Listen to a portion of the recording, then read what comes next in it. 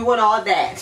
So really quick, this is a U-part wig that I made, and I have a little bit of my leave out, and you know, around the back, the perimeter, so that I can pull it up while I work out and all that good stuff, because I do work out. So I don't know how I'm looking right now. So the hair that I am wearing is by Radiance Hair Lounge. Is their Kinky straight hair. Is a Mongolian Kinky straight, and I love this texture. It really does match my texture, my natural hair texture, blow dry.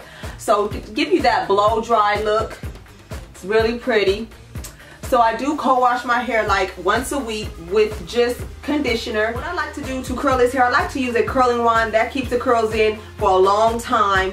And when I do curl it with a curling iron, I like to set it with some rollers or some flexi rods, leave it in overnight, and that would help the hair stay curly, like if you want some bouncy big curls. I also will just braid it up at night, overnight, or braid it while it's damp.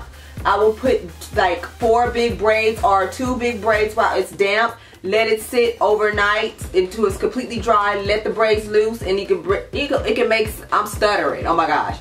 It can make some really pretty waves. So I would do some videos on that. But I love this texture. It is really hot out here in California. Yay, girl. So I don't feel like really pressing my hair or worrying about my edges, because no edge control works for me. So this is good. I don't have to really lay my edges down like that.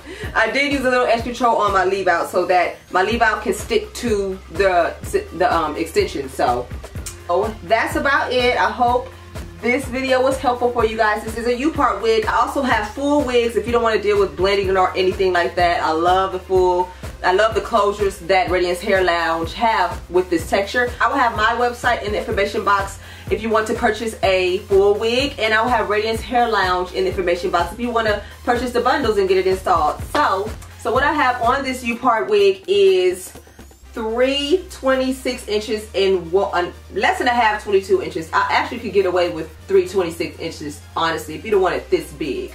So I could put this hair in a ponytail, a little cute side look like that, or anything. And that's why I wanted to leave my whole perimeter out. So I hope you guys enjoyed this little tutorial on how, not tutorial, but I guess an update on how I install my U-part wigs.